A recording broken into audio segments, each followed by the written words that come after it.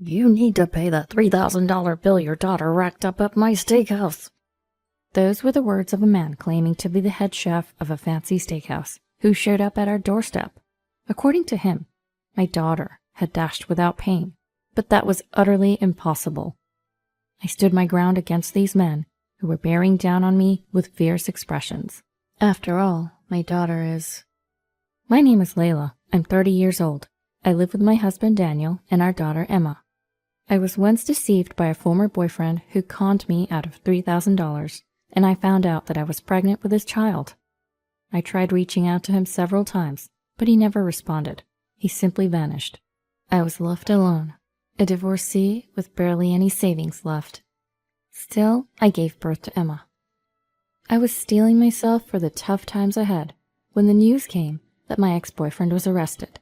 The man who came to my house for the inquiry was Daniel, my now husband. Daniel supported me as I was worn out from dealing with the ordeal with my ex-boyfriend. Despite our age difference, I was attracted to Daniel, who was strong and reliable. But I was a divorcee.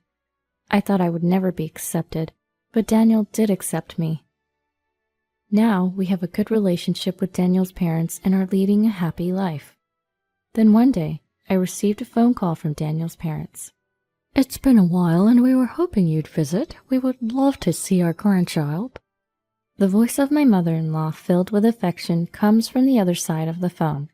My in-laws love their son's daughter, who's not related to them by blood, and I'm very happy about it.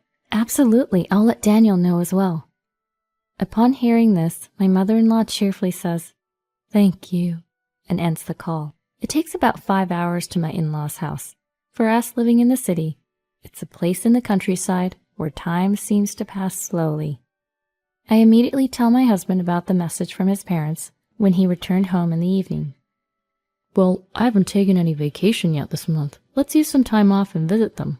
I'll check with my boss if we can get consecutive days off." With that, Daniel quickly calls his boss for approval. His boss kindly gives us approval, and we start looking forward to visiting his parents after a long time.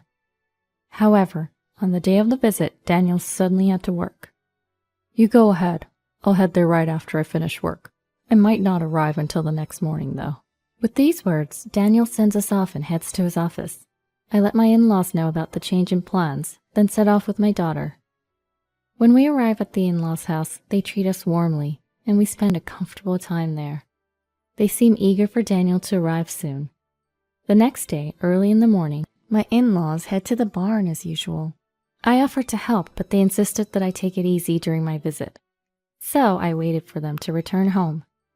Just then, the doorbell rings. It was too early for Daniel to arrive. Assuming it was a neighbor, I hurriedly go outside. "I'm coming!" As I open the door, I find a man in his 70s standing there. He glares at me with a fierce expression. Then suddenly, "I'm the owner of a local steakhouse. Your daughter dined and dashed at my place. Pay me $3,000. I was taken aback by his words and blinked in surprise. He then proceeds to explain the situation. Apparently, a young girl came to his store the previous night. Despite warning her that his store was too upscale for her to afford, she forced her way in and consumed $3,000 worth of food and drinks, after which she quickly left without paying. "I found out that she's your daughter. If you're her parent, you should pay for her," he demands. I shake my head, trying to defend myself, but he seems too angry to listen and keeps insisting that I should pay him. "Excuse me, may I ask your name?" I inquire. "I told you, it's Ethan. Now hurry up and pay," he retorts. "I need to ask my parents-in-law whether they know you." "Huh, shouldn't you be more worried about paying me first?" "Well, yes, but could you please wait a second?" I ask him to wait and immediately contact my in-laws.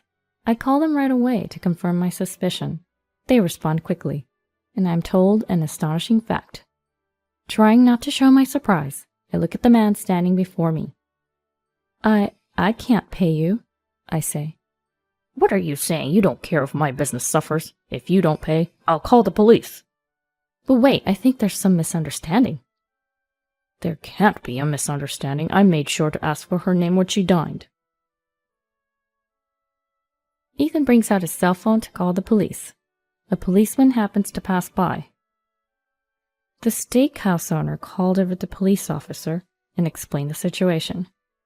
The officer furrowed his brows and glared at me, saying, "May I have a word with you?"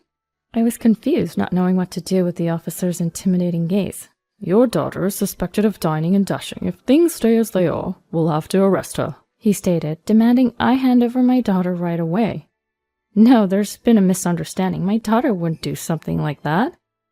Even though I said this, the officer was unyielding. The steakhouse owner then said, "If you insist," offering a concession. "I'm not a monster. Since we're neighbors, if you can pay, I'll forgive her." "Ethan, are you sure about this?"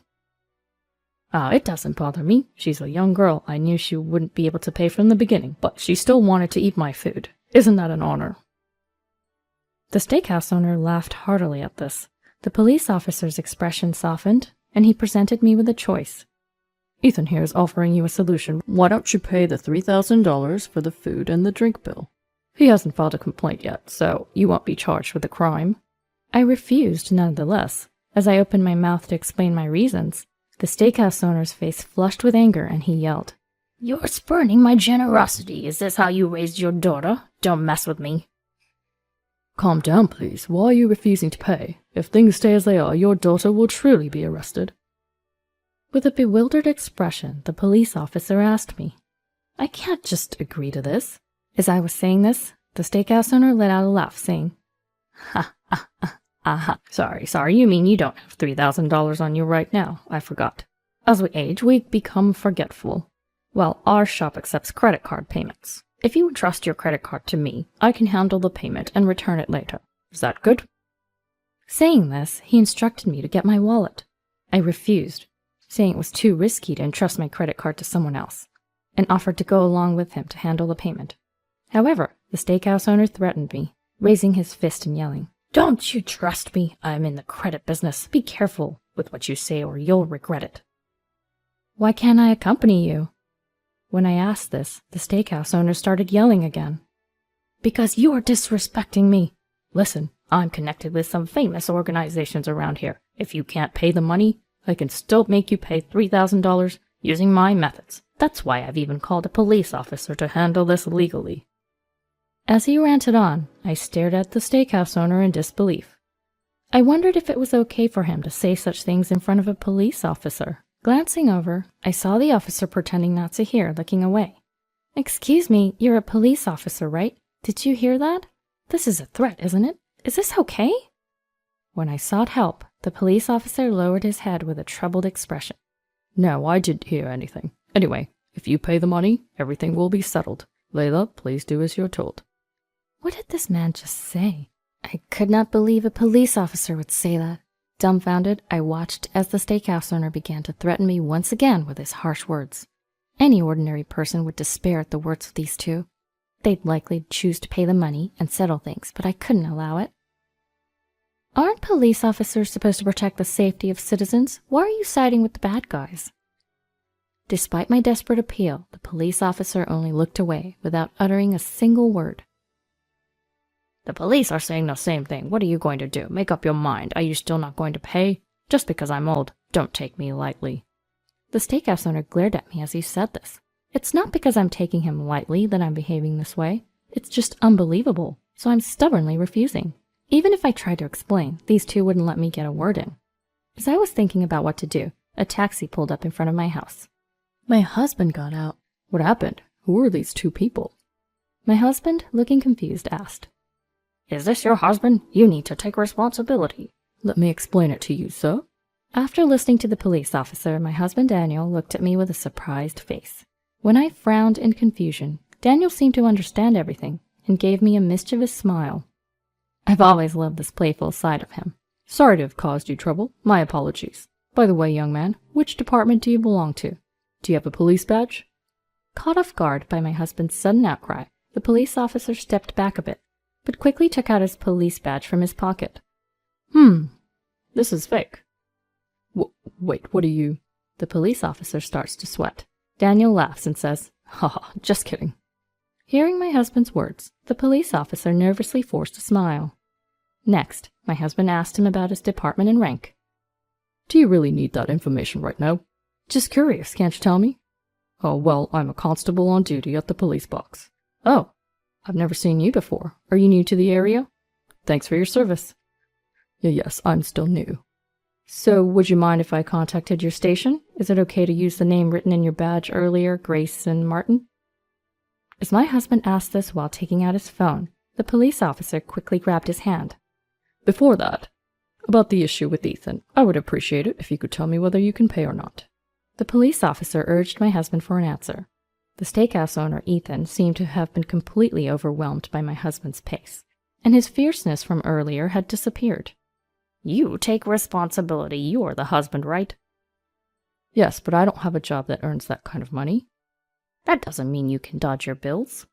Unfazed by Ethan, Daniel just shrugs it off and says, "Oh, well." Oh, one last thing. Can you tell me your gun's serial number?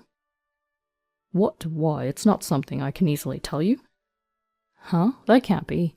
Knowing the number doesn't mean anything will happen. Or did you forget? This is a widely accepted verification method. As my husband Daniel said this with a serious face, the police officer tilted his head and asked, "Really?" Watching my husband's response and the bewilderment of the two, my suspicion turned into conviction. Without a doubt, these two are in cahoots. By the way, would you mind hearing my opinion on this dine and dash incident? My husband said, giving the two a stern look. They looked puzzled by my husband's sudden strange suggestion. In conclusion, you are a fake cop who's trying to scam us with that old man over there, aren't you? The two were taken aback by my husband's words. Do you have any evidence? Yeah, show me the evidence that I'm lying. At their words, my husband said to me, "Layla, bring her over." I ran to the back, and I brought our precious child in front of the two. To prevent any harm to her, my husband Daniel stepped in between us.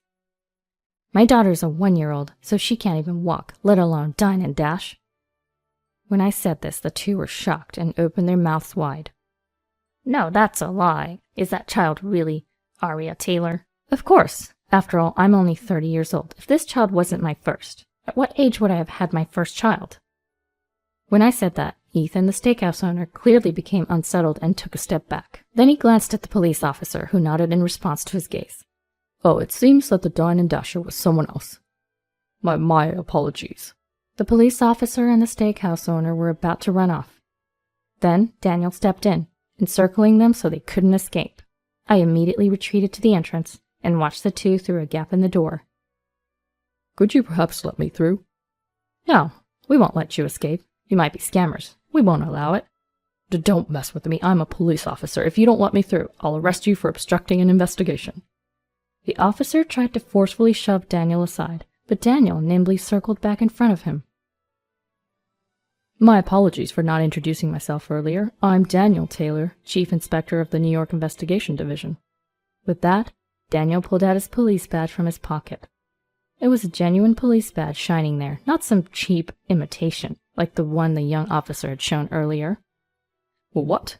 Liar, I'm the real deal. Whether you're real or not doesn't matter. You've committed fraud, haven't you?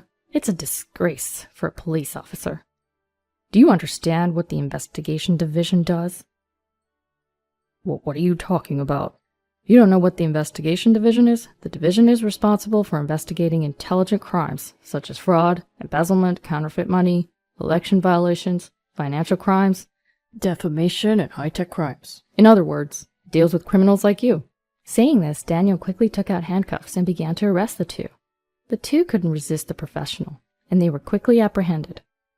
Daniel then immediately took out his phone and said, I've apprehended fraudsters on the spot. This is outside my jurisdiction. Please send officers from the designated area over here immediately. Upon hearing Daniel's words, the faces of the two scammers quickly turned pale. But please forgive us. We were just desperate for money. It's our first offense. Please let us go. Just then, my in-laws arrived with the police. Are you okay? Sorry we're late. This guy couldn't explain things properly. Whatever. Wait, you're here too. What a relief. My in-laws said that, pulling me and our daughter in to hug us. I had been on edge this whole time, but I could finally relax and breathe a sigh of relief. The two were loaded into a police car. At first, I thought that old man was the only fraudster. When I called my in-laws, I asked if a man named Ethan lived in the neighborhood.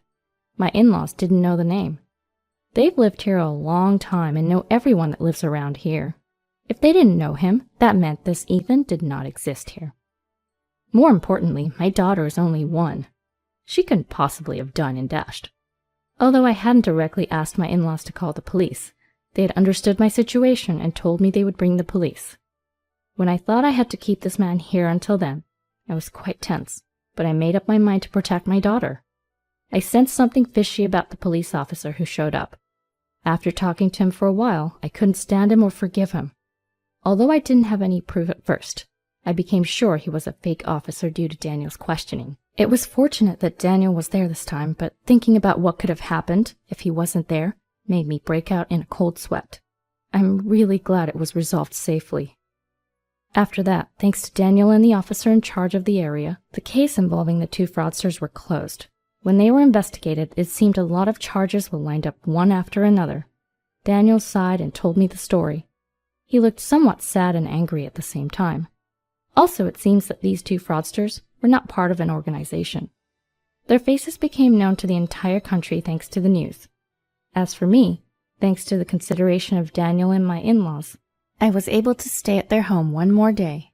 Also, the news that Daniel had arrested the fraudsters quickly spread, and all the neighbors brought over a bunch of fancy food, and the gathering quickly turned into a party. Our daughter also seemed to be having fun and didn't cry at all that night. I was savoring my happiness as I looked over at my daughter's face.